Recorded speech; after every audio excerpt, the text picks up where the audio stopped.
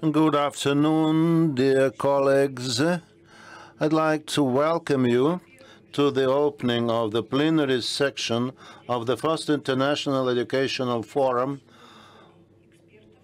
Fishery Complex. Well, we'd like to welcome the academic community, the professors and students.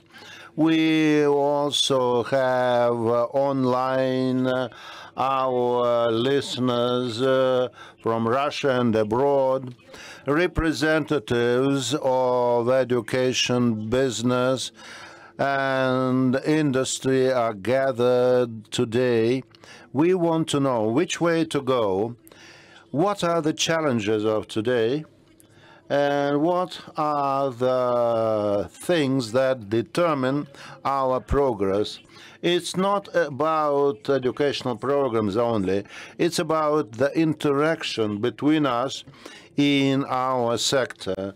So we want to see the new challenges, the new regions and new partners present either physically or online. Let me introduce to you the experts from the panel. First of all, it is Vasily Sokolov, Deputy Head of the Federal Agency for Fisheries; Oleg Kobyakov, Director of Liaison Office of Food and Agriculture Organization with the Russian Federation; then Gennady Ordenov, Russian senator from the Astrakhan region, member of the Federation Council Committee on Agriculture and Food Policy, chairman of the Astrakhan State Technical Union. We are now waiting for Sergei Tarusov, who is to join us soon. We'd like also to welcome Alexei Osintsev, president of the Association of Fishing Fleet Owners. Also, Elena Ponomaryova, director of the Department of Aquatic Biological Resources of the Southern Seas. Next is Saule Asilbekova, deputy CEO of the Fisheries Scientific and Production Center of Kazakhstan. Next is Mr. Behruz Abtai, vice rector for science and technology and professor the Faculty of Biology and Biotechnology, Shahid Behesid University, Iran. And then Alina Doskanova, Deputy CEO, Director for International Affairs of the Skill Development Agency. And let me introduce myself. I am Irina Kvitkovskaya. I'd like us now to make sure about the schedule for our today's session. I think we should give a chance to our speakers to present their findings, and we also should have time for questions and answers, and we should also give the floor to our international friends. Today we are ready to discuss the problems of the sector, and possibly we will start now with the person who will tell us about food security and the challenges existing today. So the first speaker will be distinguished Mr. Oleg Kobyakov. The floor is yours. Thank you very much.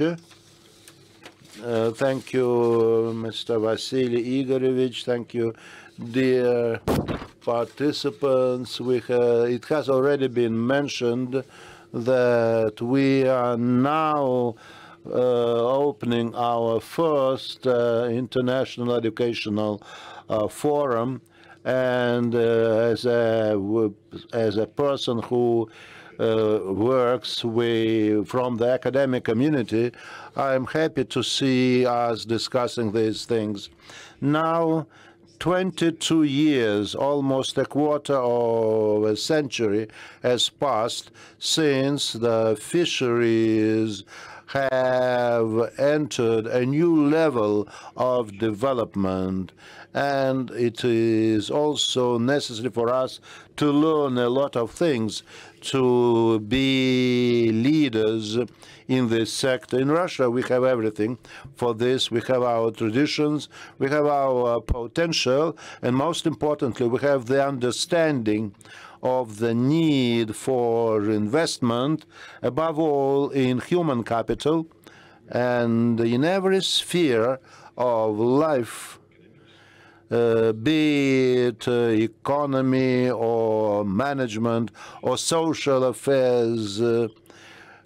Human capital is of key importance, and that is why we need to focus on developing human capital. Well, there aren't too many students here now, and possibly the students don't know, have never heard about fish glasses. Fish glasses are used to look at something in small, to decode certain operations. Today's operators, as a minimum, should be trained in a full course of university education, so that they should be able to issue recommendations to the master of the vessel.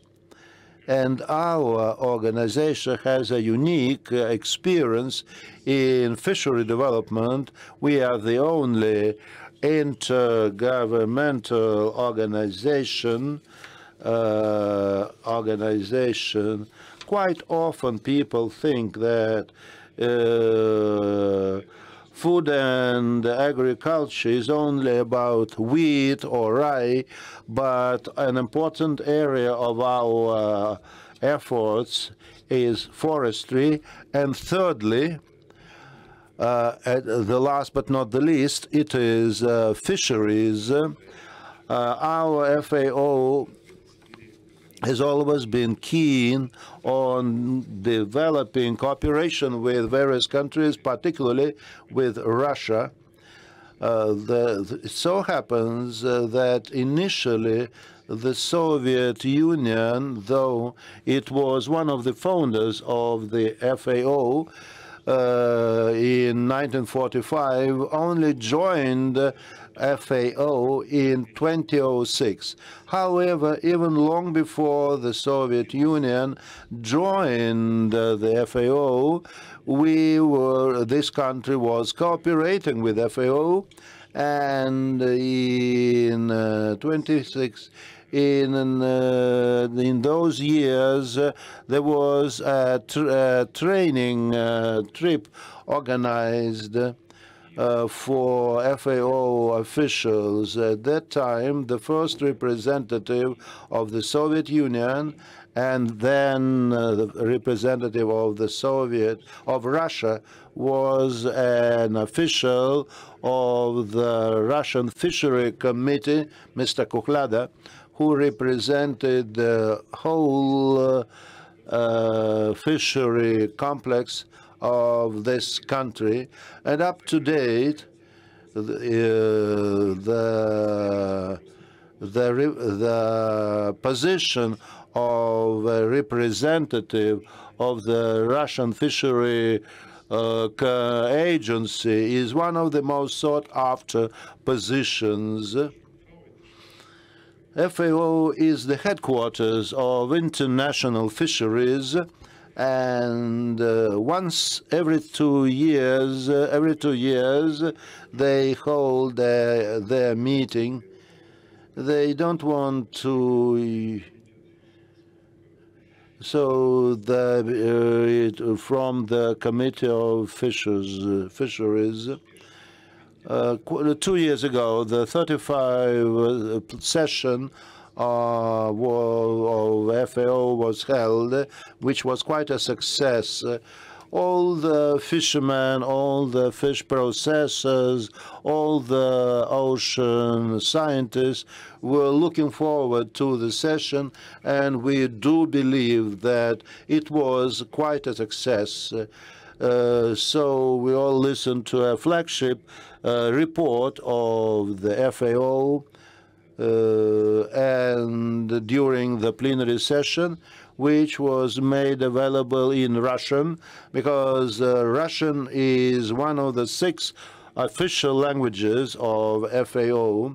So the efforts of our Moscow office and the efforts of the Russian representation at FAO aim at ensuring that all the resources of the Academy of FAO for printed matter and other materials are made available in Russian to a maximum number of people.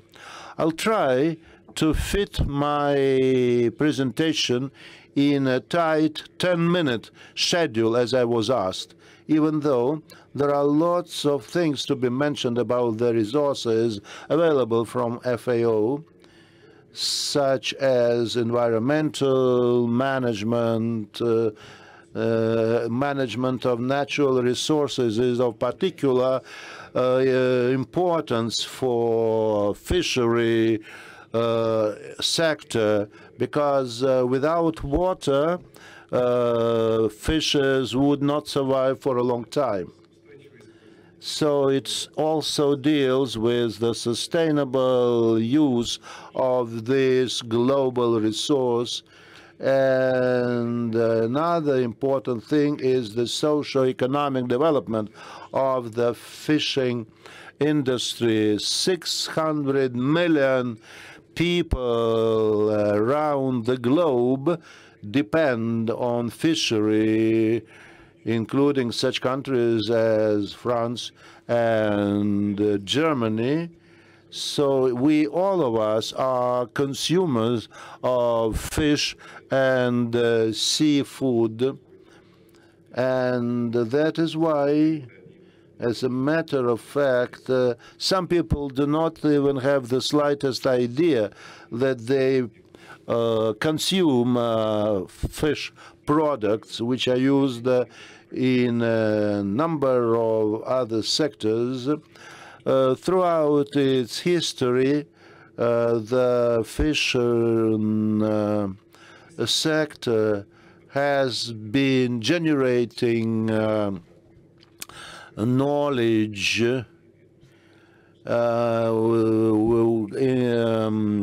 exchanging it with our partners and research institutions. If we look at the courses that are instituted all around, you will see that their key audience is the developing countries in Latin America and Africa and Asia. However, in Europe also there is a big demand for such knowledge, even though in Europe there has been steady focus on this education. And certainly it is one thing if you just build a small boat for small fishermen, and we do have to think about it. As a matter of fact, using learning manuals, it's possible to do. We have courses which target various audiences. We need to make sure that our programs are within the general educational trends, and in this meaning we are in harmony with science and research, and I believe that we have large reserves for using our products, including learning aids. And in many Russian-speaking countries, and including people from the fisheries sector. There are people who were trained in fishery, and some of them now have very high positions. My colleagues have been telling me that various people from Africa or Latin America have been coming up to them saying that they were brought, that they were educated in Russia. And it is another important area of our activities. I mean, arranging meetings with the graduates of fishery education institutions. And I should also say that even though today there are restrictions on movement, we still hold such meetings. We also have an electronic forum, which is quite useful in today's world. We also have open online courses that are conducted by instructors. Such courses is a chance for everybody to take the floor, to prepare a report when at a plenary session their participants are to deliver a 10-minute presentation. Recently, I took part in the work of such an event, and I should assure you that it is most important at every stage of one's career.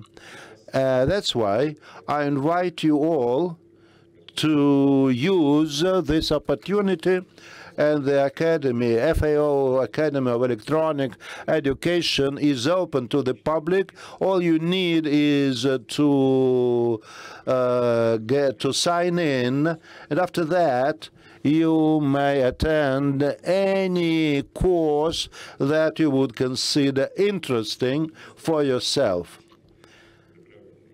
And certainly the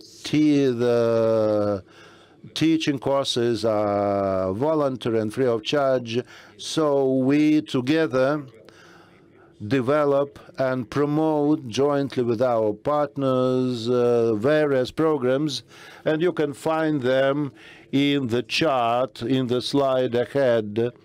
Among other participants, I should make a special mention of private sector organizations and international organizations. So both government and non-government and private universities are very active in the process. Today, the market is becoming more and more demanding. That's why it is necessary to transfer knowledge to the young people who are ready for it. Just a couple of examples of these courses which are quite significant, and I'd like to draw these examples for all of you today. Even the representatives of relevant professions do not probably know all these indicators. There are 17 goals, and this is much easier than a multiplication table, of course. So our main goal is goal 14. There are some other indicators related to fisheries. When I worked for the Ministry of Foreign Affairs, my department was involved in coordinating the preparation of the first Russian review of the progress in the field of achieving SDGs, and we actually saw that our fishery SDGs are not accounted for. So we actually started this process. The Ministry of Nature actually was finger-pointing to their colleagues from the Ministry of Resources. So this was the awkward situation which has been obvious for several months, and after that we managed, however, to get the data, which is raw data on that, and now the indicators are progressing. So the key indicators is the one indicator which we provide training in, 3.4 hours of education. And then there is another indicator, which is indicator 14B1, which requires 4 hours of training. So probably we have to invest in these opportunities. We have these wonderful ties and the badges wearing for young students, for postgraduates, showing and demonstrating that they know about these indicators, these SDG indicators for SDG 14 and SDG 14.1 is a testimony that they have this knowledge and they can be part of these community of experts. They can use this knowledge in their work, being able to raise their capacity, to build their capacities, to enhance and improve their knowledge, and being more competitive in the knowledge market, in the labor market, in our sphere. This is really critical and important, and of course in our industry this is also very important. We need to remember about it. So the fishery industry is developing and our specialists are in demand. So indeed, we have these wonderful badges and we can have a full-fledged collection of these badges. But of course, first of all, you need to understand what kind of investments are worth it. Of course, I can speak for a very long time as any lecturer about these details. In conclusion, I'd like to tell you about that the FAO Academy has a lot to offer for all of you. So this is our headquarters, which hosts the FAO Liaison Office. We have an open architecture, we have an open office, and we would be happy to give you our accommodations. We don't have any technical specialists, we don't have any staff schedule.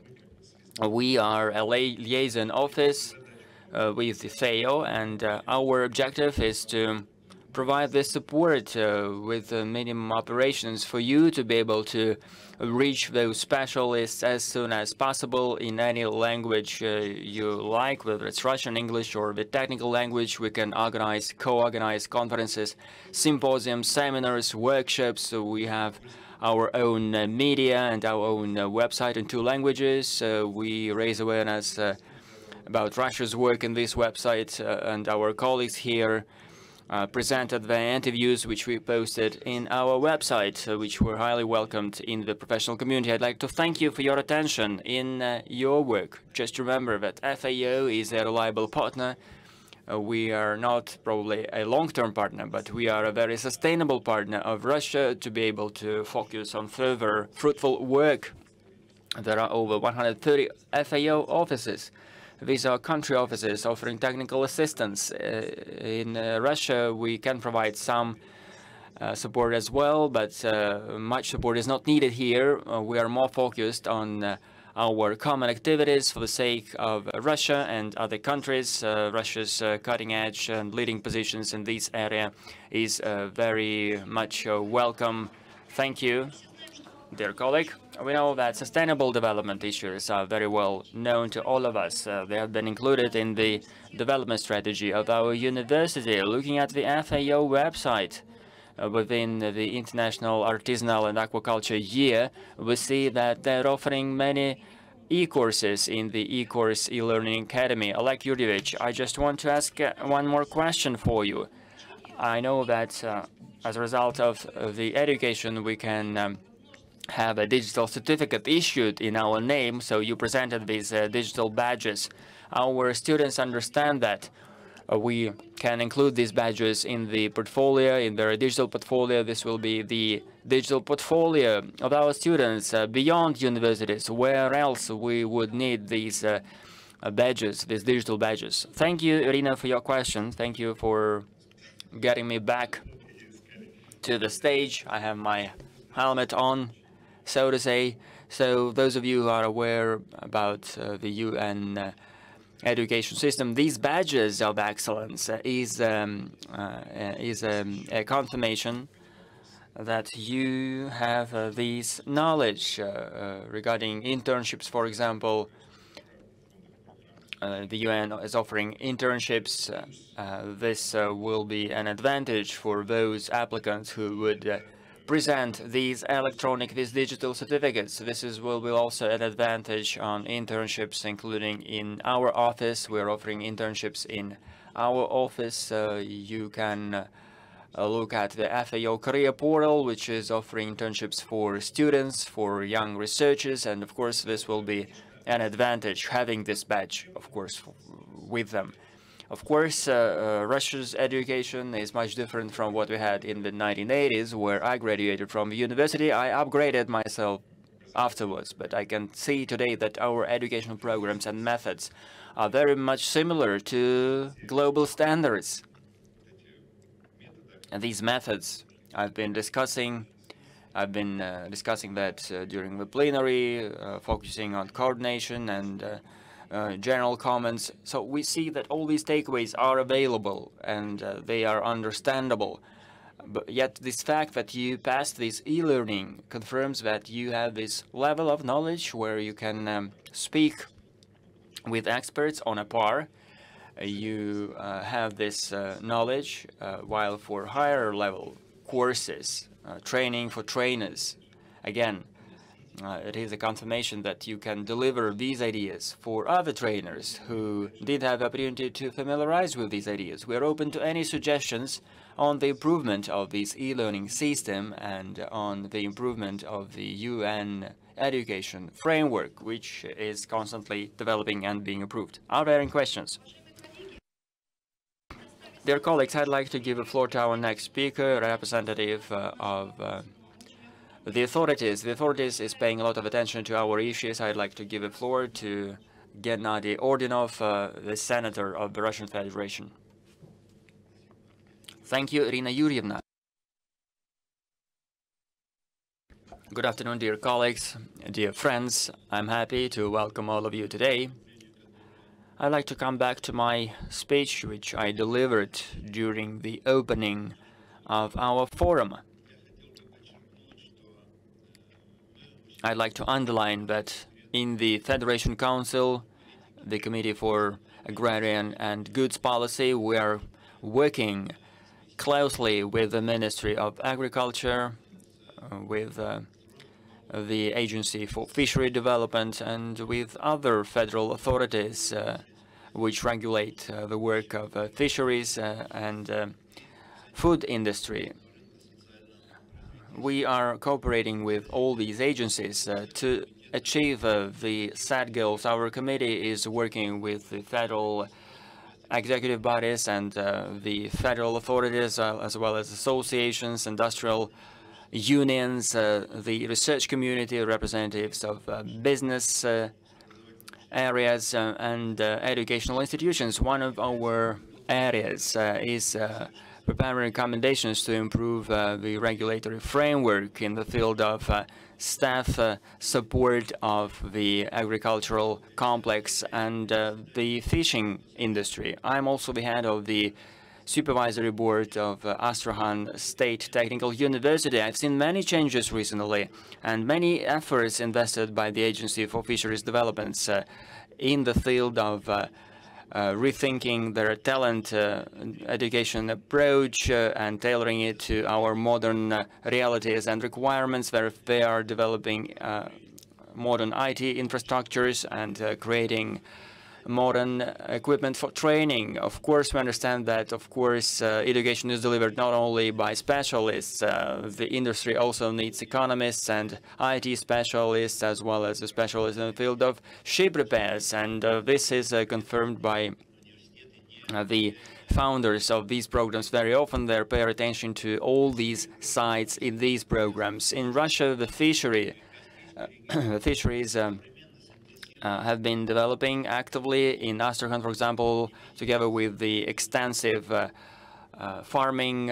We see that hydrocarbons are also extracted in our area, in the Caspian Basin and in Astrakhan. And of course, environmental protection is becoming very important, being able to offer sound approaches to protect the environment, actually to be able to deliver and develop sustainably. I'd like to outline a number of measures to preserve the biodiversity of the Caspian Sea. I'd like to draw the example of an oil company, which is Lukoil, extracting oil from the Caspian Sea.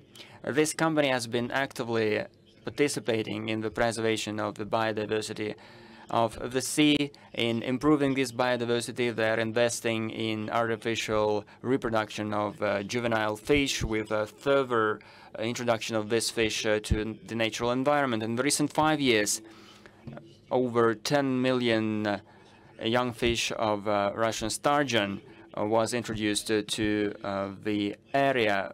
Oil companies must also work with colleges, with universities, and in our technical university, we are having these cooperations. For them, these companies, these oil companies, should be interested in talent, and they should be interested in specialists in the field of environmental protection, aquaculture, and natural management. This is why I believe that the current forum is very important for exchanging experiences and for discussing any matters of mutual interest. If there is anything to discuss, anything to debate, we need to do that using this forum in the presence of leaders in the field and leaders in the field of regulation and production. Thank you.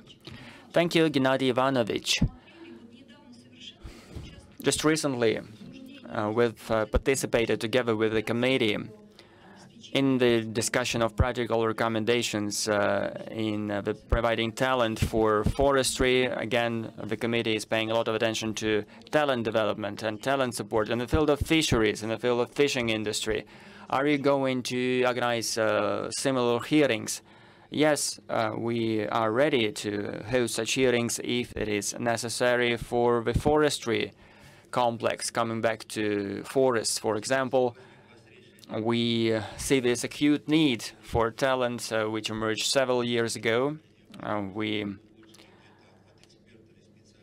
saw a bigger demand in experts and specialists. We also saw the need to rethink, reorganize the forestry code of the Russian Federation to develop this document, and we improved the code, the forest code, significantly.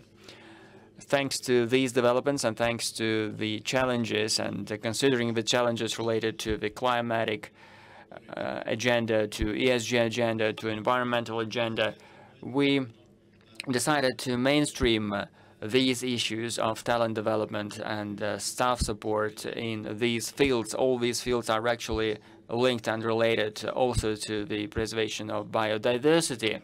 If we take a decision to hear the issues on preparing talent, on preparing staff for the fishing industry, if we take such a decision, we would happily host such hearings in our committee. At our committee, we have a constantly working group on fisheries, covering almost all fishing areas, all fishing sectors. If it's needed, we will do that. Thank you, Gennady Ivanovich. Are there any questions? And with that, we are going to proceed. Of course, we need to give the floor to our regulator. But of course, today we would be hearing during this panel about all Russian sectors. We will hear about the digital transformation in the industry, which also is happening in our universities. We are developing our IT infrastructure. We are upgrading our information systems. And we are also focusing on the digital transformation in the Agency for Fisheries Development. We see now that they have this electronic interaction system. They have their own digital production magazines in Gosuslugi portal. We see the registration of applications for quotas to fish bioresources. We are seeing the development of the information systems at the moment, and of course Mr. Sokolov's vision regarding the sufficiency of digital competences and skills at universities. Who would use these services? Would be the specialists using them from the IT field, or whether this would be specialists in other fields? I would like to give the floor to Vasily Sokolov, Deputy Head of the Federal Agency for Fisheries. Thank you, dear colleagues. Thank you for this wonderful introduction. Besides regulating the issues of education. In the agency, I am also responsible for digitization, while in my practice, I am more oriented on practice than IT, than electronic skills. I used to speak with representatives of the Ministry of Information Development. He looked at my records and he told me, like, you are a practical person, what are you doing here? But at the same time, they were confident, they were content with my skills. The world today is rapidly changing, and of course, you needn't have any gap in any area. Today, of course, young people are ahead of us, and thus in this, they are much ahead of us in these issues than all of us, and then their teachers, they can outperform us in these digital skills easily. One of the lecturers used to say that if we don't train to use the skiing, to use skis, we won't be able to win a race.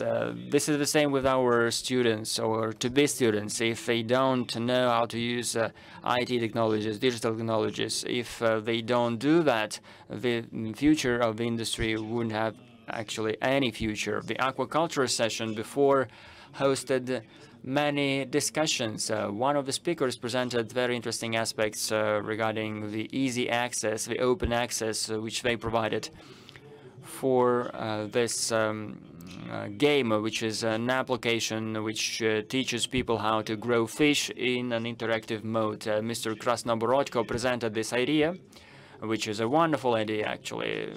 You can download this application easily and use it to train how to grow fish, and I hope that our teachers from universities will pay attention to this idea, probably could develop some similar programs at their universities.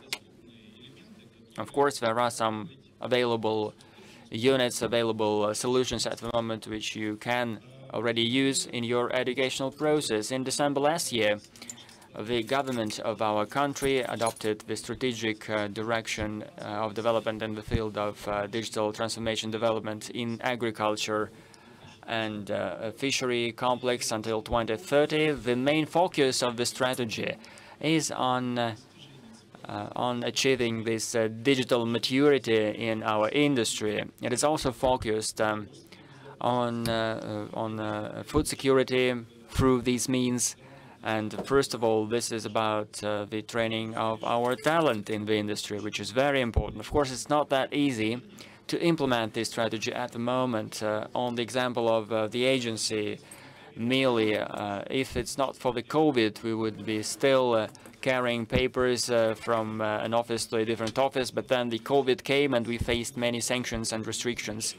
Only after that, we actually transitioned to this electronic document interchange. After the restrictions were lifted, some of people started getting back to these old-fashioned paper-based practices, and then we started talking with people, telling that it wouldn't be no longer possible to use these paper-based technologies. We tried not to put any hard copy signatures. Only based on that, we managed to transition our employees to these electronic technologies. And then now, thinking about what we had before, we thought that now today it's much easier than it used to be, because the ministry is actually located on two sides of the streets. Now people understand that you don't need just to go to a different office and carry some papers. You just send everything electronically. This is just a small and quick example which shows that, of course, we need to be always very practical. Of course, it's not always possible to implement everything using our discussions. We need to sometimes perform some pressure on that to get things implemented. We now have this UP service up and running on the enrollment of students to universities. The implementation was very hard and wasn't very smooth. We see that on a ongoing basis. The Office of the Government gathered all the federal executive authorities. They monitored this work by regional universities. The Ministry of Informatization set up a dedicated working group which in real time was engaged in this process. They were monitoring all applications and we were tracking all failures, if any, though there were many challenges. And already this year, all our schools are now working and they're using this new framework, this new system. They're using that successfully. They're using this so-called super service, and they're doing that successfully.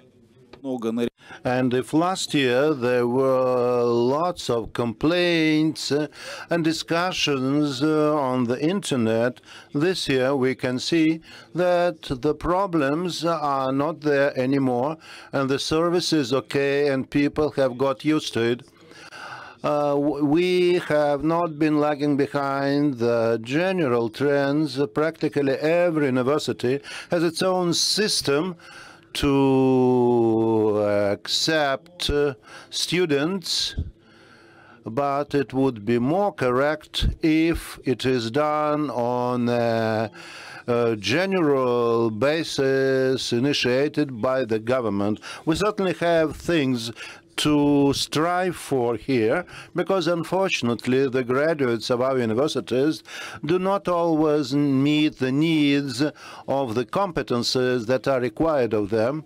Just yesterday we touched upon the subject of new vessels, and I would say that it is quite an impressive thing to watch a modern fishing vessel, even though the number of their personnel has been reduced now, but the latest technologies are certainly far ahead of the opportunities provided by education today. That's why we need to restructure the educational system, first of all, from the end of the government to take in the necessary standards, because they are not properly differentiated now between different fields.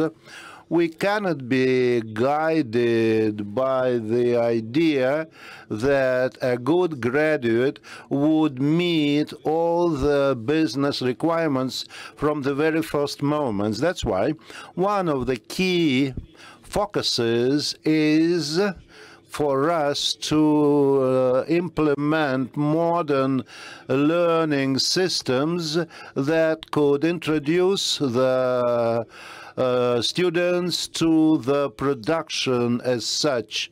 Certainly we wouldn't be able to do it without the assistance from businesses, and there have been very good examples when various enterprises install video cameras for the students to be able to monitor production processes, and therefore when students go to the companies to be trained on the job, they do not only have theoretical knowledge but some practical knowledge too.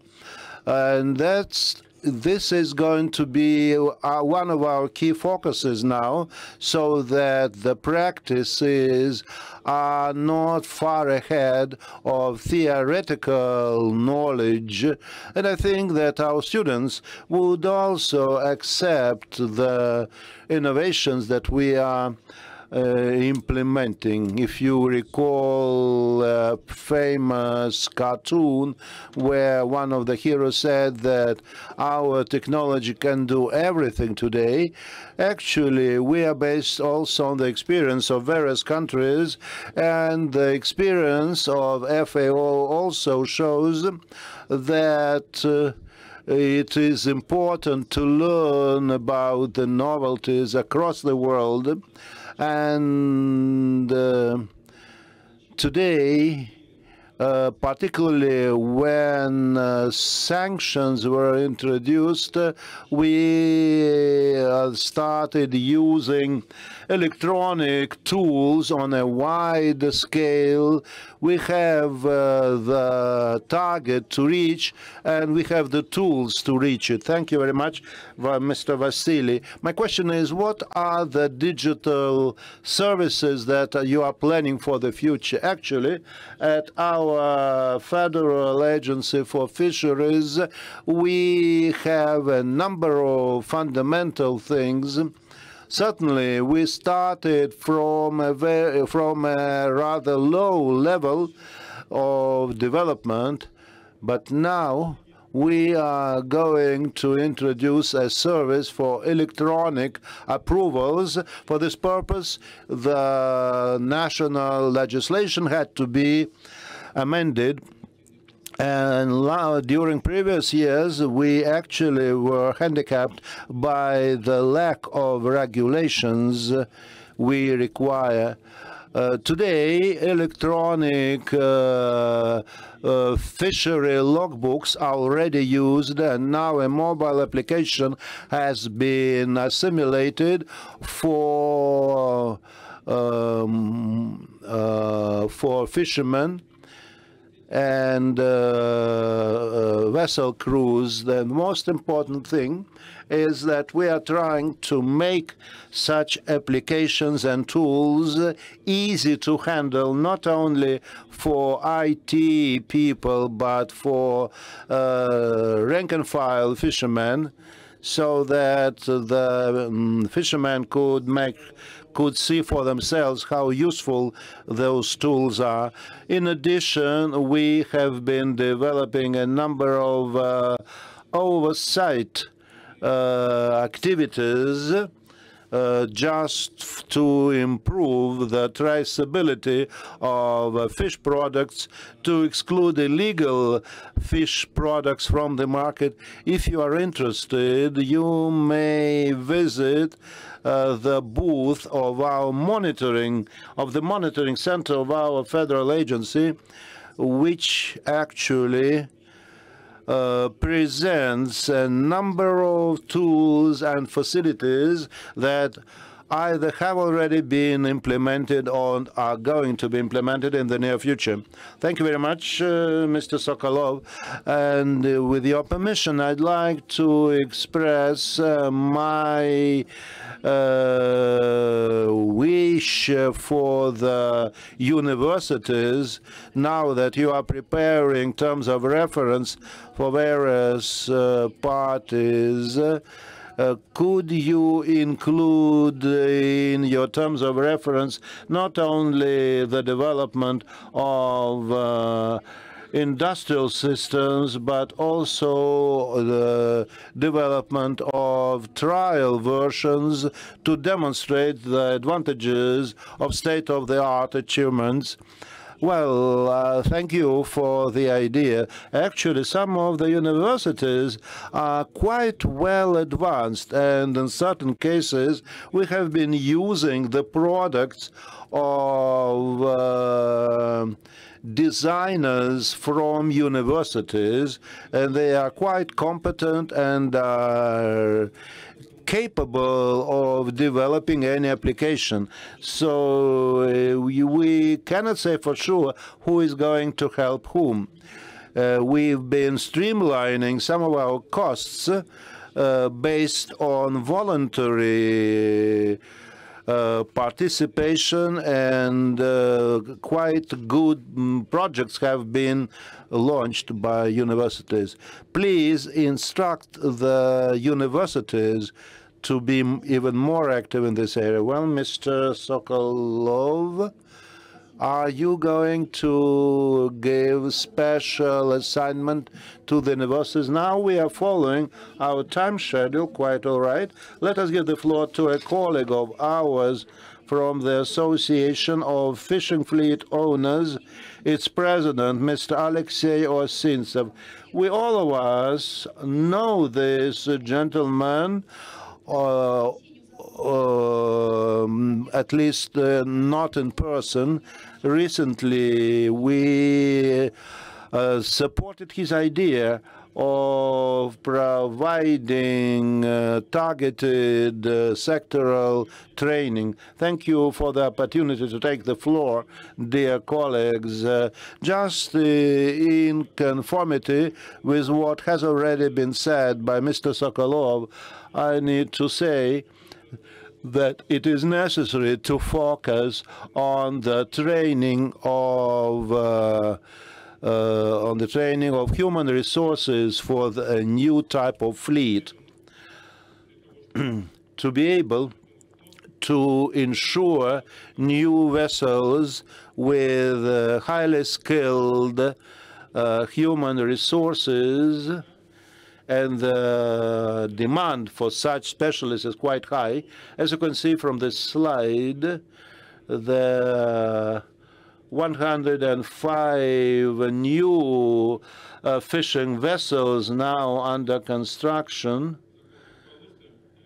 will require over 14,000 people, including shifts, working in different shifts, and the senior commanding officers.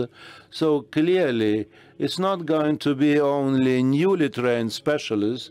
We are going to use the services of those who are already working in this sector, and some of them will have to be retrained for large size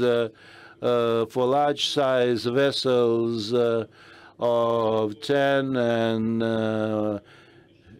the number of members of the crew is 2,400 people, but we need just twice the number. Now, a solution to ensure proper training of human resources should be provided by targeted sectoral education, which would ensure a job for the trained people and their work at a company for 3 years. For this purpose, the following commitments should be made by the employers. First of all, they should organize and make arrangements for students' training. During the training period, the government pays for the training process, and accordingly, the graduates of such courses will be guaranteed a job for an adequate time, and also will be adequately paid upon graduation. A draft law on this was adopted in mid-summer this year.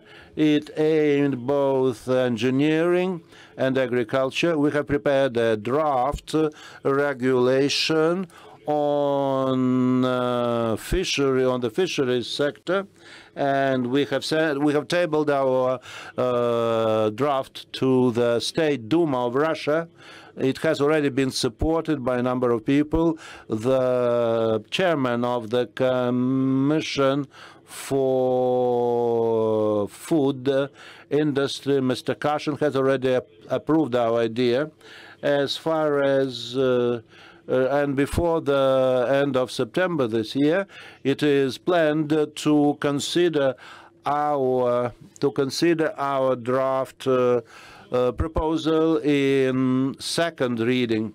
Another important area is the training of the existing crewmen of fishing vessels, and it is necessary to improve their practical skills using a system of training centers, and this certainly would require capital investment to set up such centers. The participants of our association are quite interested in the process and have been already actively involved. The Russian agro-industrial company has set up a training center at the Nedelsky Maritime University, where simulators are provided for the students to master their skills. And this is done to improve also the secondary and higher education. At the beginning of this year, President Putin instructed the parties concerned to prepare a draft law on this, and it is planned to be discussed in first reading during the nearing session.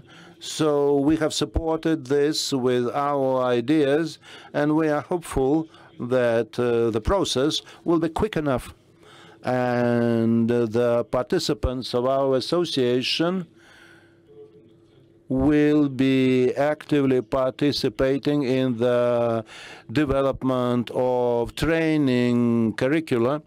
And in this case, we can count on tax breaks.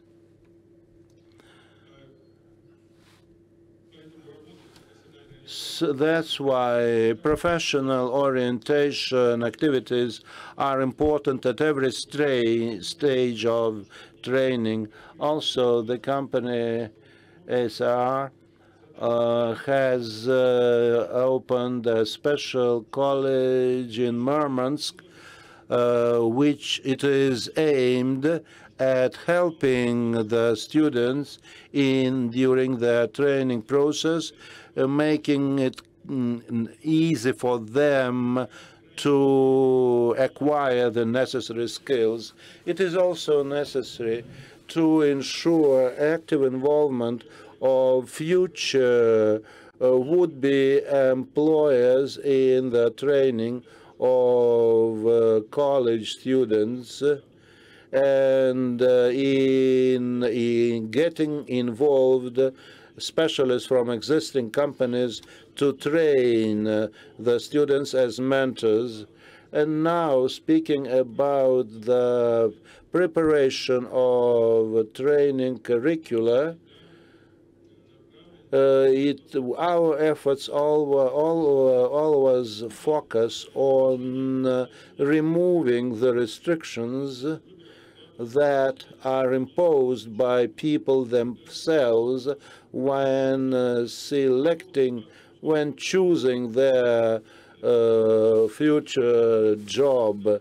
And one of the major restrictions is hard and challenging working conditions, and even high salaries are unable to make up for this deficiency. That's why, when planning these activities, we are to ensure not only adequate working conditions, but also an adequate salary to make it possible for the people to respond to our offer. Thank you.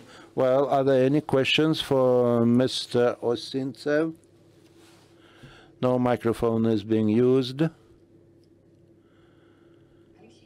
Well, the question was asked without a microphone. It's impossible to translate. Well, we have conducted this analysis, and first of all, I need to say, based on the reports from our participants on the search for vacancies, first of all, there is high demand for mechanics, including refrigerator vessel mechanics, also service personnel, and also process and equipment adjusters, those who are engaged in surimi production, and therefore the companies that which our organization is composed have instituted courses for surimi specialist training. Well, dear colleagues, we have a unique opportunity today to have live communication, live discussion with employers. Well, our colleagues from Kamchatka have invited Mr. Sergei Tarusov to our session. He is chairman of a fishery farm named after Vladimir Lenin. He has been running his business with great success. Could you please share your ideas with us as far as the training of human resources is concerned? Thank you very much, Mrs. Elena. Dear colleagues, first of all, good afternoon.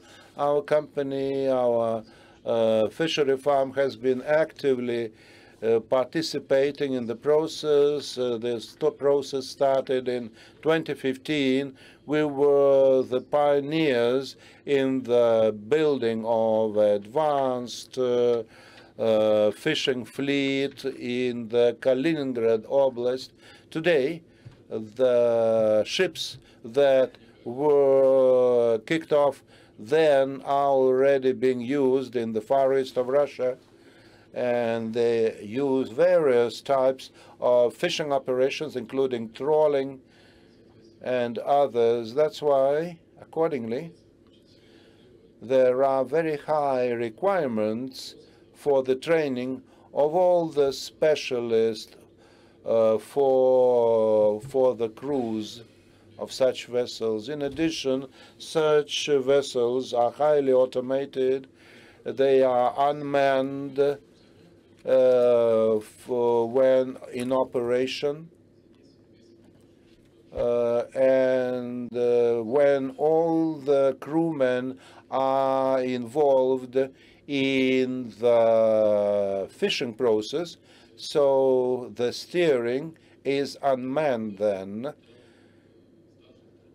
That's why even the master of the vessel, his mate, etc., are required. And we are actually short of senior officers to manage vessels. Our role, actually, payroll provides for 25 jobs, while we only can employ quite often 10 people.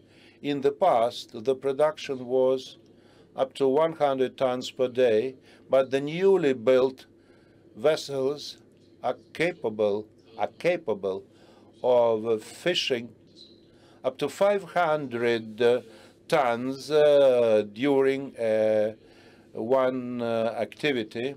We have also launched today 2 onshore fish processing plants, one of them in Petropavlovsk-Kamchatsky, which was commissioned a year ago in the estate of Oktyabrski in Kamchatka, and the Petropavlovsk-Kamchatsky plant is a state-of-the-art plant capable of processing up to 800 tons of fish per day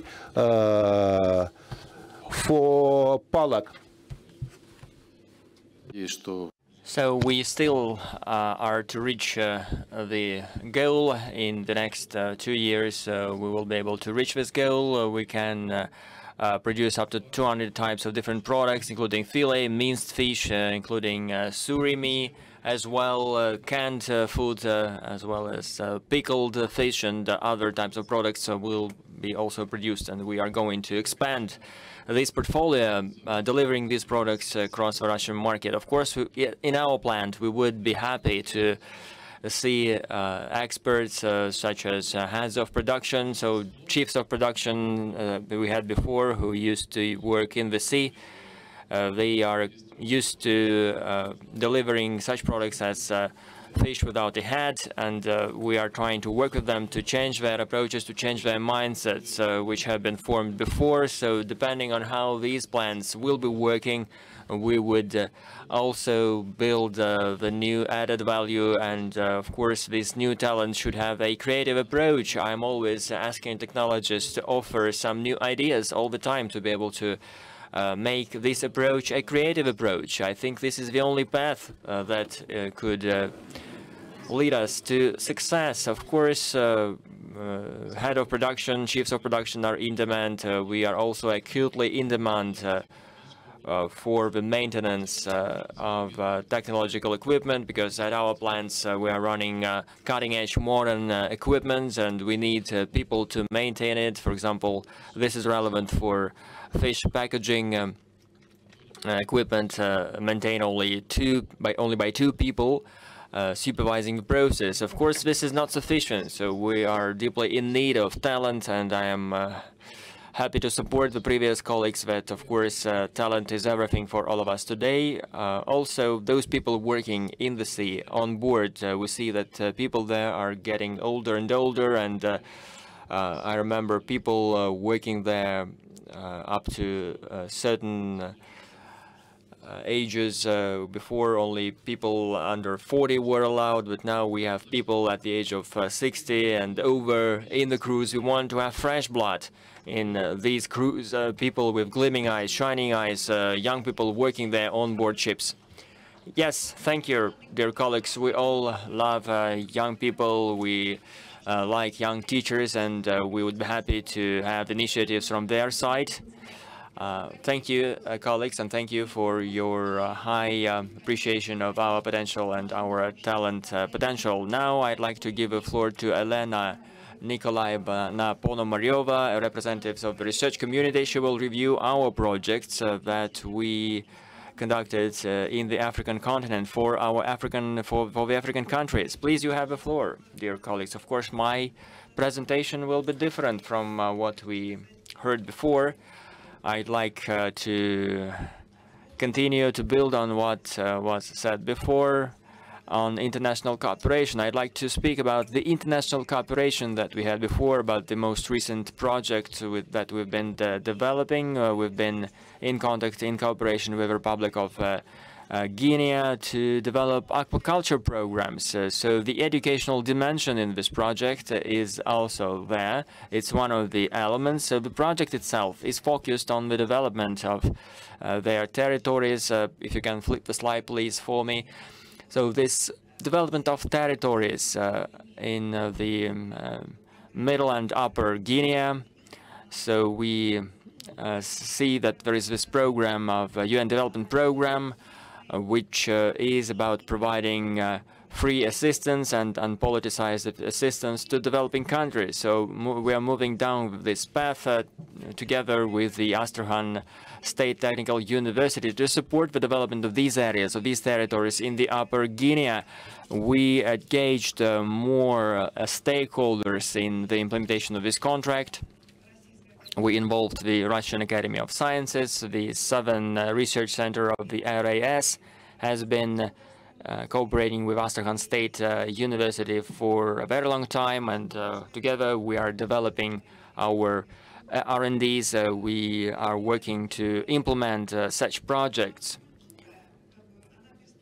Aquaculture is a perspective area for the Republic of Guinea. According to FAO, according to the United Nations, this republic is ranking 175th out of 189 countries in this regard. Of course, this country is mineral and rich in mineral resources, yet the 90 million population of Guinea, they consume only 1 kilo fish per capita per year. The aquaculture there is developing, and of course we see the rivers there which are expanding, and people are trying to use the territories underwater to grow fish themselves artificially. Agriculture is the main source of jobs in Guinea, and it provides up to 57% of people's incomes. The program I'm telling you about was focused on the development, on the support of developing sustainable fish breeding, sustainable fisheries. And this also included educational dimensions in the regions of the Upper Guinea. We started our work from the site in Mamu. You see these small concrete caged ponds, which is this industrial dimension. These are the best sites they have there. We also have this cage-based farm there in the slide. So this, again, this farming there is on a primitive stage of development. So we needed to offer some kind of alternative ways for them to develop these capacities.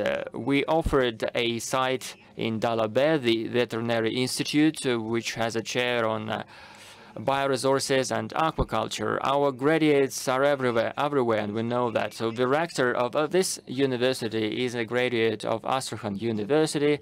He graduated from our university, and he now is leading this site. So they offered us rooms and premises for the implementation of these educational programs. We explored this site. Our specialists visited the place. We saw where we could implement this project to create this center for aquaculture development, which would be a research and education center. So this is the visit of our specialists. These are the pictures from the embassy.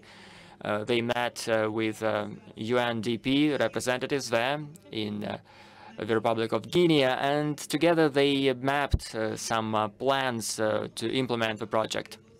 So this is the resource structure in the Middle and Upper Guinea. So the main cluster is there, which includes a number of elements: commercial aquaculture, reproduction section, as well as feed production section using natural local raw materials. And there is another section to this main cluster, which is the equipment production section. Why we included this section there? They asked us to focus on this area as well, because they were going to transition from their artisanal approaches to this cage farming, and for that they needed resources, so we decided to support them on that. There was one more cluster added to this resource base, which is the additional cluster, including the sections of education. Of course, when we transfer technologies, after we transfer technologies, we need to provide training. The project is focused on youth and women. So this was a socially oriented project to adapt these groups of population to these production facilities. Guinea is a patriarchal country led by men, while women are just sitting at home or are working in the field in agriculture, or women just do not work there. So this social adaptation of women and youth was one of the purposes of this program. We developed a logistics program for this aquaculture center, including the fish breeder, including the maintenance of fish stock.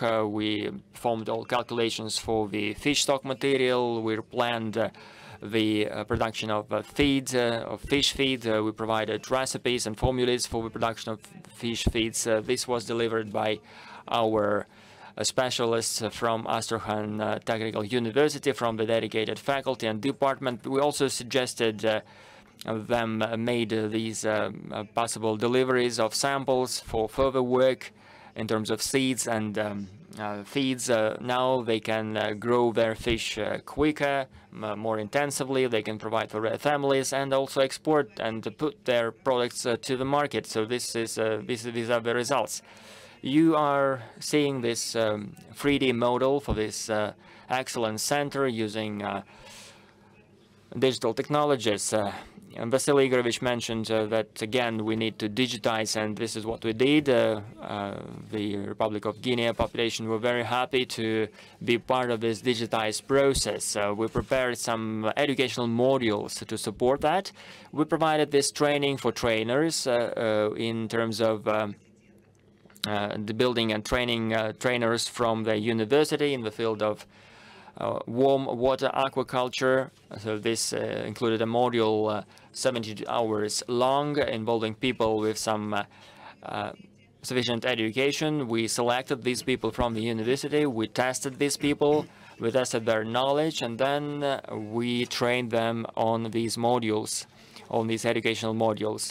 This is feeds and feeding, ichthyopathology, agroecology, industrial fishing, also the creation of equipment and tools for fishing. And the sixth module here is management and business planning, which was a complex module for them, which was business planning for small farms. We also hosted 2 online seminars, 2 online workshops. We involved many participants in these workshops dedicated to warm water aquaculture. In these workshops, we used our online e-learning courses and remote training approaches. The University of Delabey connected to us via the online education framework, and we delivered this course for them. Our teachers delivered their courses in French, 3 to 4 hours each. Some of our teachers could deliver these modules in French. Some of them involved interpretation as well. So the most successful issues involved how to manage farms, how to use selection, how to work with fish stock breeding, to transition from artisanal aquaculture to standard commercial aquaculture that could give some profits for the population, and which could further be developed into a sustainable aquaculture approach.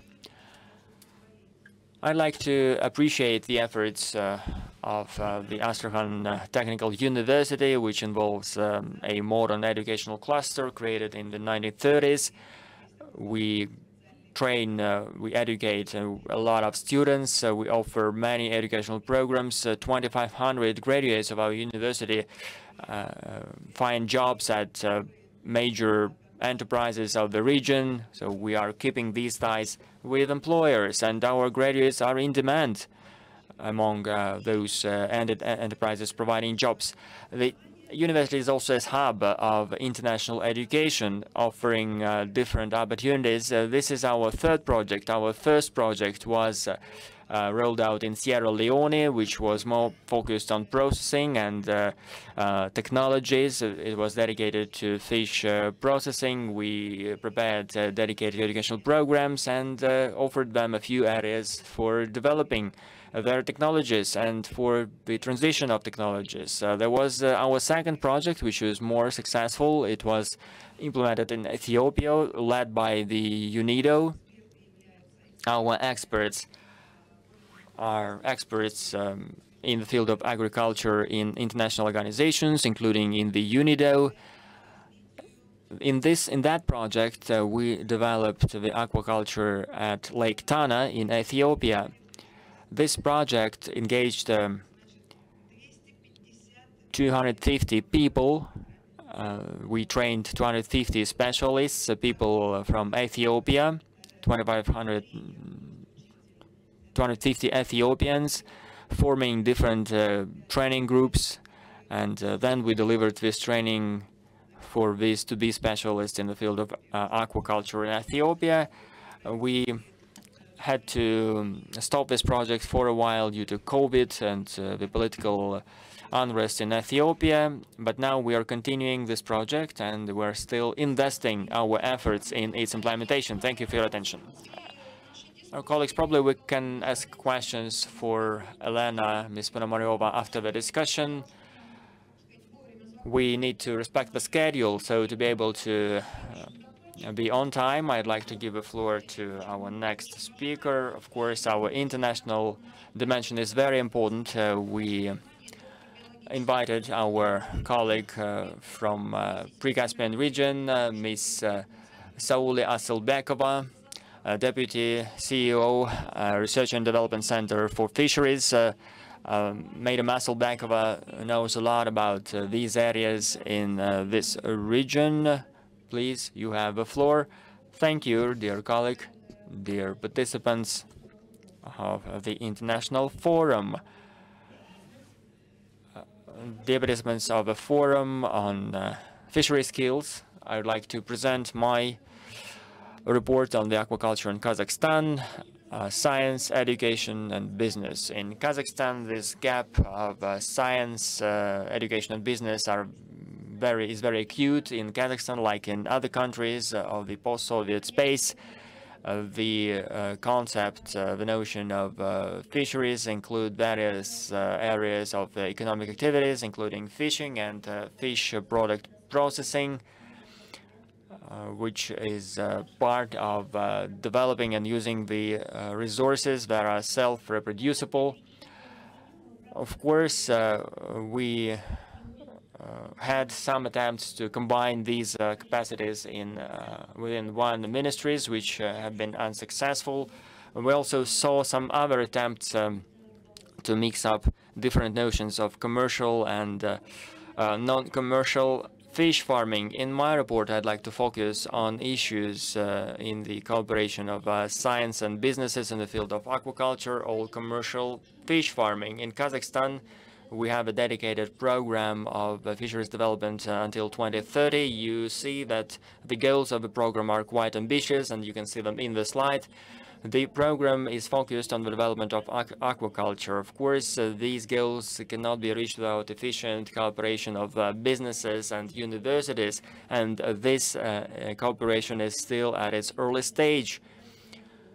We see that the trend for reproduction of resources is the most critical one. We also need to remove man-made impact on natural bodies of water because of humans' activities. The development of these areas will be very important for the development of businesses in these areas. This could enhance creating jobs, and it will provoke a exponential impact to be able to address many regional issues.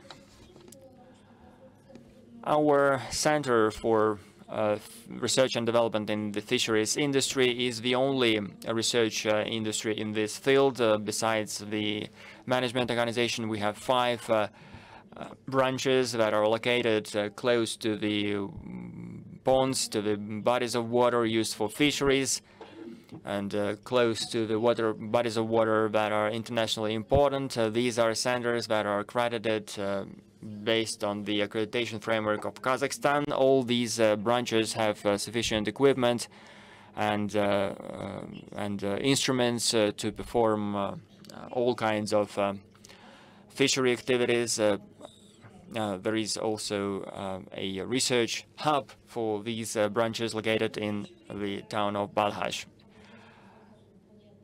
Our center is implementing 3 programs that were ordered by the government. We issue passports for bodies of water. We also create and conduct biological feasibility studies.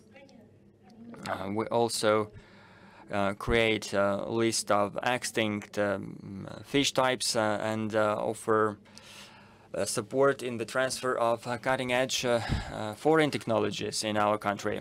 So the issue for young farmers is the lack of literature and the lack of recommendations in the field of aquaculture. We published a number of recommendations in the field of aquaculture. We also published some textbooks in the Kazakh language, but of course this is not sufficient. Of course we have online resources. So we have a consultative approach, advisory approach in Kazakhstan, which provides recommendations on how to grow fish, on what feed to use. In the website of our institute, there are 2 web applications available, including the aquaculture calculator. The young fresh fish farmers can use these resources to be able to calculate their resources, calculate their budgets, and organize their process in lake commodity, lake commercial fish farms, and in cage farms. So we developed a number of typical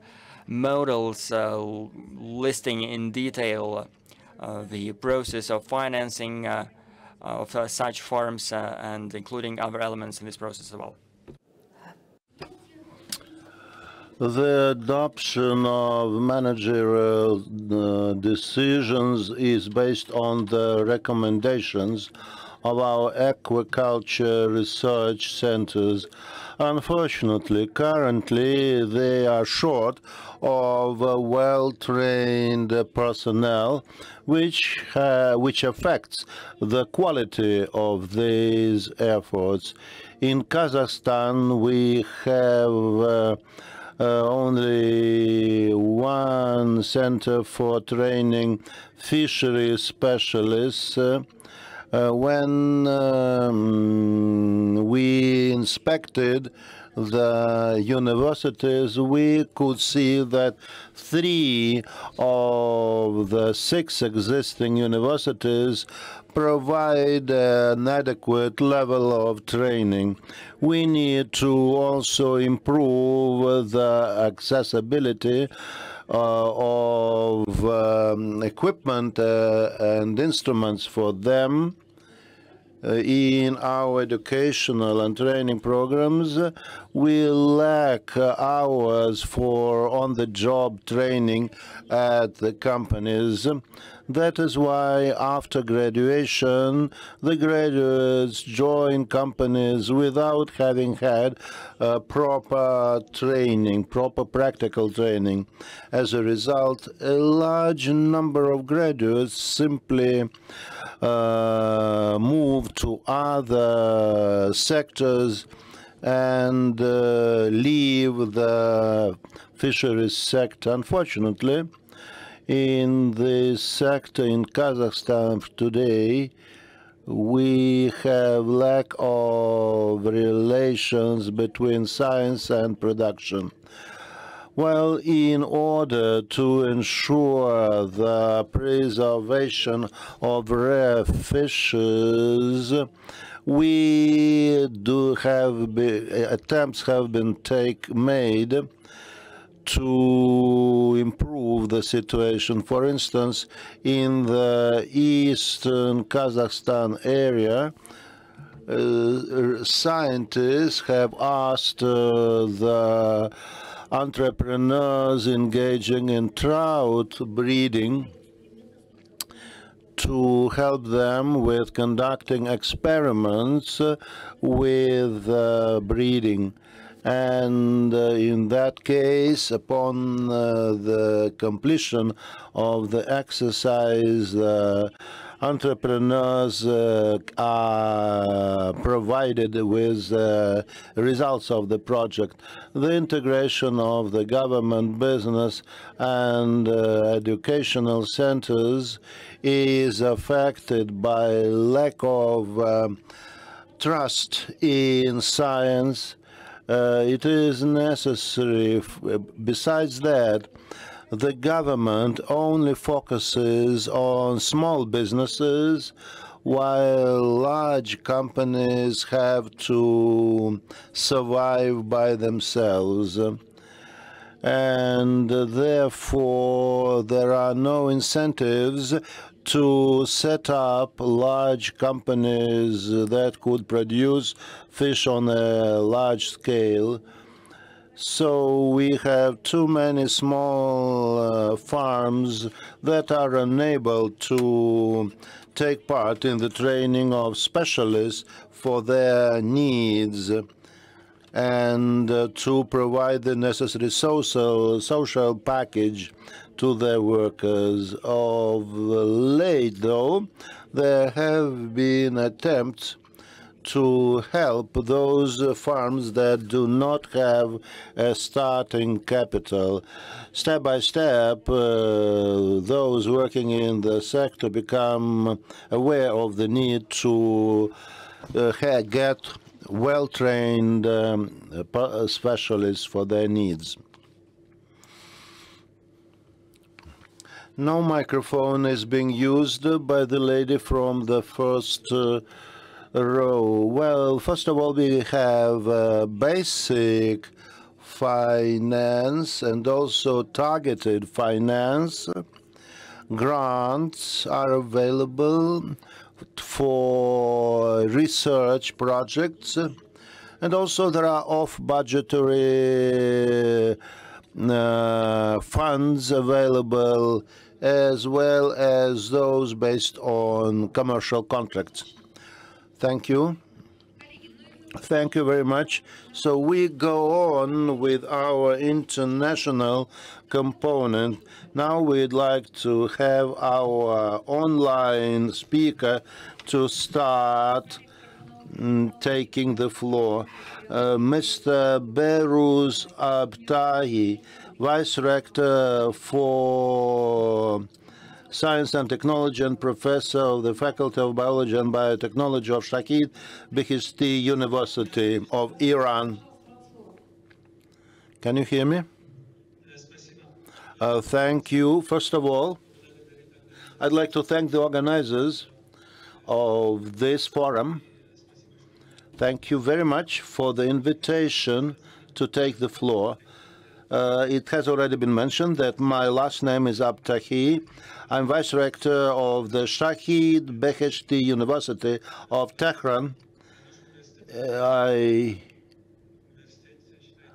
Our university is university number 2 after the Tehran University. I should say that I graduated from the Tehran University and then from postgraduate course in Geneva. With your permission, I'll show you my presentation now.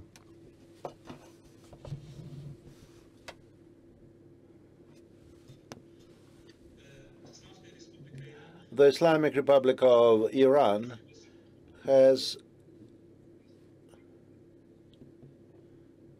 some problem with communication. There is a problem with communication. Some technical problem is persisting. At the moment, yes. At the moment. Oh, but let's look what the technical support people. Can you hear me now? Okay, we'll be just watching you. Okay, now we can see your presentation. We can both watch it and hear you.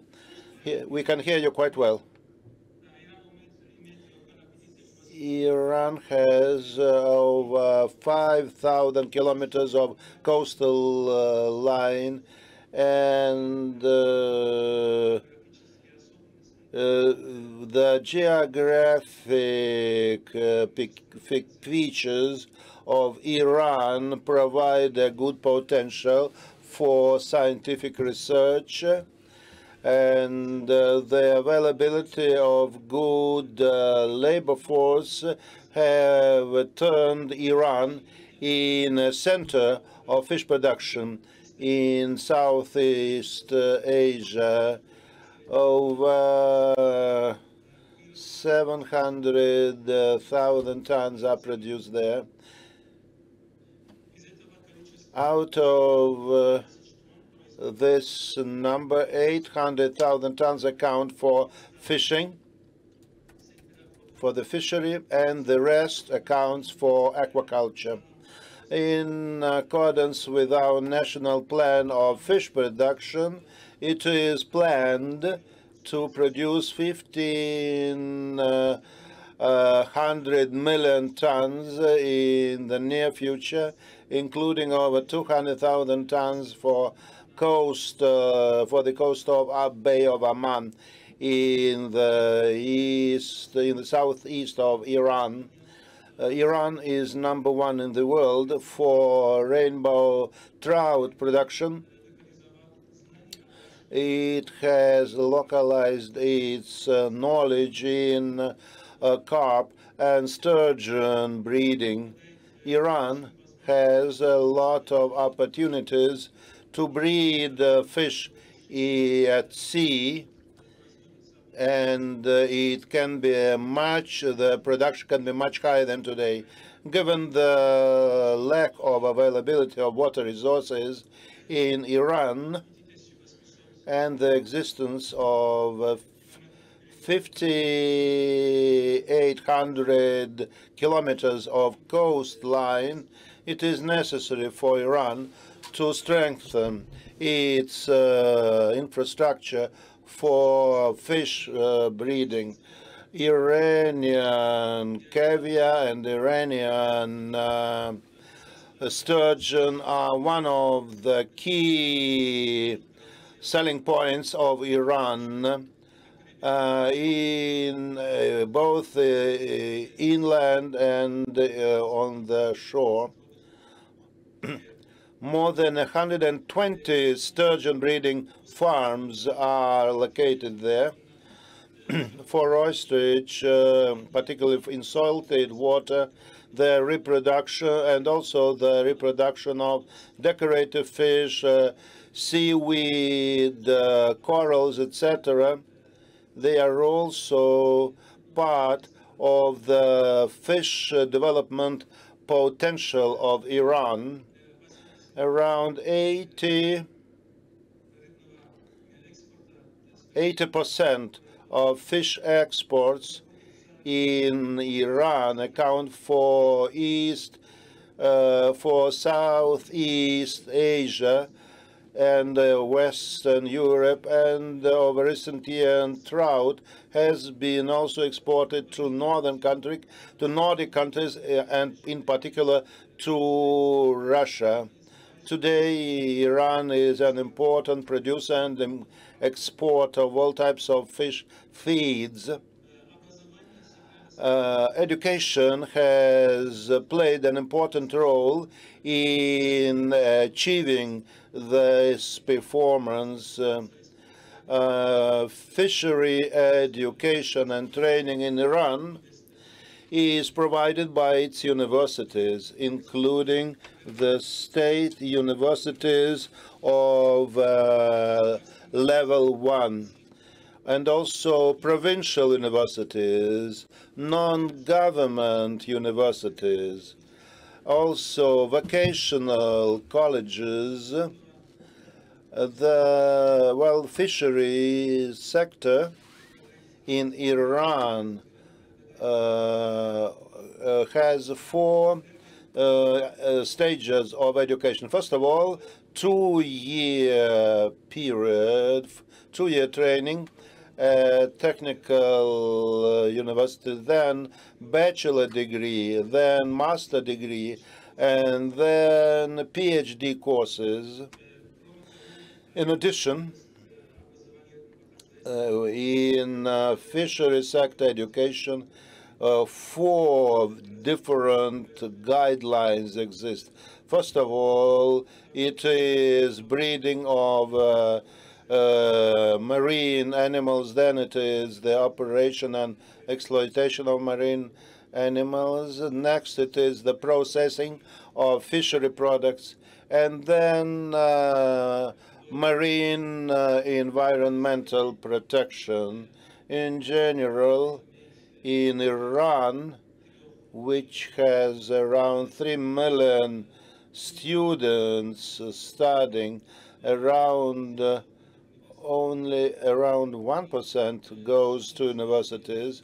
The most successful ones are those who study at technical universities, and it is easy then to get a job upon graduation from such universities.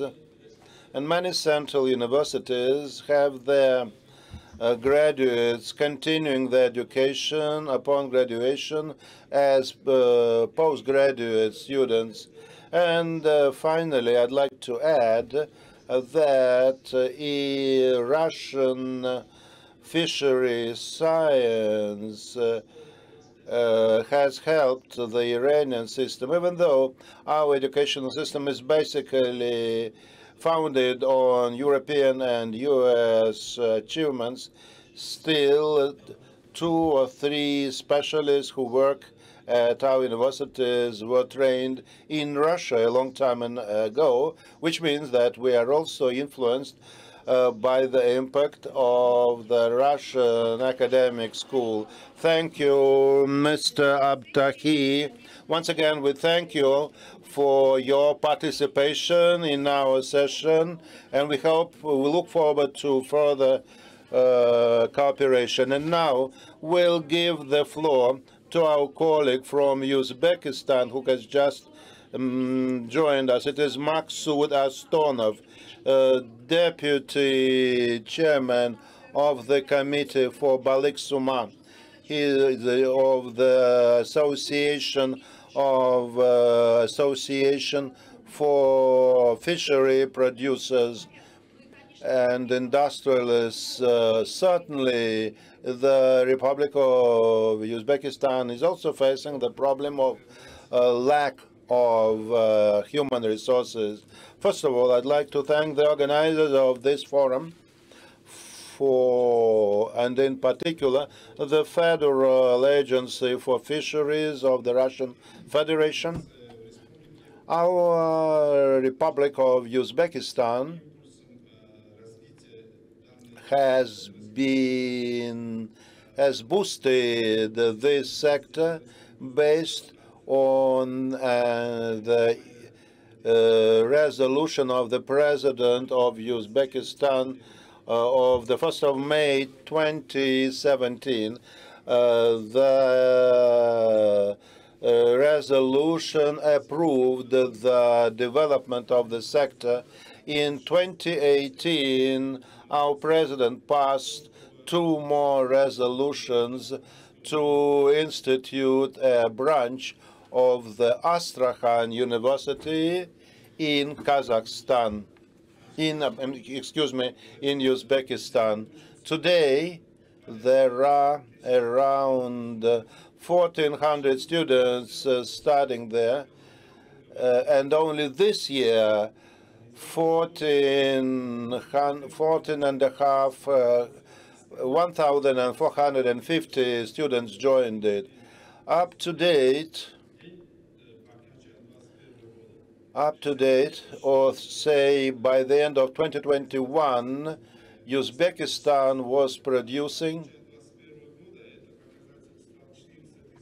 400,000 tons, which means that the production of fish grew by 6 times since 2016, which means that previously the population of Uzbekistan consumed less than 2 kilos of fish per year. Today, it has grown by 5 to 7 times. The number of fishery farms was 400. Now it is over 5,000 farms. In this connection, we are lagging behind in terms of training human resources, which is so important for the development of every sector. And in Uzbek aquaculture, we can see that human resources, in particular fishing skills and aquaculture operation skills, are most important. That's why today we have been attending various international conferences, inviting professors from abroad, inviting experienced fish farmers to Uzbekistan. now starting from 2022 and throughout 23 and 24, we hope that that we'll be training more students, more specialists at our universities. Well, in particular, if you have any, by the way, the key area of development of agriculture is intensification, and the second one is households. The intensification, given the fact that we are short of water in Uzbekistan, we focus mostly on intensification. Therefore, we get 20 to 30,000 tons, 20 to 30 tons of fish per every hectare of our ponds and other water objects. We have provided jobs for our population in the sector, in the difficult to reach areas, and also it is quite beneficial for low income population. Вот двух направлений на сегодняшний день у нас ведутся дела. So we are working in these two areas today. So this is it from my side. If there are any questions, please, I'll be happy to take them. Thank you so much for your support at the forum. Thank you for coming here. We still have one more speaker, and you were the last speaker for today, and still we discussed some championships in skills, and we're coming back to the fishery skills overarching themes. Ms. Alina Doskanova will deliver her input. She will briefly recap and draw this bottom line of our today's panel. In our country, according to the president, the agency is the most successful development institutions in the training of highly qualified specialists. Why is it like that? I'd like to explain that to you. We would be happy if you visit our championship area in the fishery skills area. So this championship area is located at the end of the H hole. This area includes workplaces which involve equipment, which also include some other setups, settings. So the value of this area is not just about equipment, but about the people working there and performing their working skills on that equipment. We built that area in line with the industrial trends. Vasily Igorevich mentioned the trends in the field of digitization and smart fishing on the one hand. On the other hand, we also have best practices. We have our employers, we have our universities. We also have some specific requirements of employers. Our competitors are working to perform their duties in accordance with employers' requirements. As a result of championships, we see what skills are the most important for employers at the moment. After that, we organize educational modules for some specific skills needed by employers. On the other hand, we also have a general course delivered as well. The agency is developing these network programs as well. We have our partner institutions and partner employers in other regions. In some cases, we perform general training delivered by universities and also delivered by employers. We are different from a standard educational system in our approach. We have a very quick cycle. We assemble the area, we understand what needs to be changed, and we perform these changes. We're quite quick to perform the changes. This combination of employers, universities, and practices is possible through such championships, through such competitions, when there is no commitments in line with some programs, and such a format is interesting both for employers and students. As for our prospects, it is really valuable that in our formats of practical education. We're leading this process because we also can implement these programs in a remote mode. Oleg Yurievich was telling us about the FAO e-learning framework, but they are mostly offering theoretical training while we are focusing on practical education, on practical training. And in this, I'd like to outline that we are leading in the field of fishery industry. We have experience in working in delivering IT practices for the construction industry, and now we are going to try to do the same for the fishery industry. In response to this question voiced by Vasily Igorevich that we need to launch modern educational systems, we suggest the Agency for the Fisheries Development and the Ministry working together, joining our efforts during the plenary session where we focused on our short programs and the practice of education. There were 10 countries involved. They are expressing their interest in working with us. We had our Chinese colleagues who are leading the work of the working group at BRICS. They are telling us that we would need to add another very big industry in our scope. And I'd like to thank you for that. I'd like to thank everyone for hosting this panel and the forum. Of course, this will be a very good source for our further opportunities to cooperate. Okay, colleagues, let's thank our last speaker. And we are going to finish our plenary session. Probably let's try to find those most important takeaways from the panel so that next year we could have our second international Fisheries Skills Forum, and during this second forum we will be able to discuss these areas in a more narrow format. I'd like to welcome everyone who participated at the panel. We want our student teams to work together tomorrow to be able to work together and to compete, and we are ready to hand it over via Alexei Anatolievich to our next organizers, organizing the opening of the next forum. And again, thank you for your participation.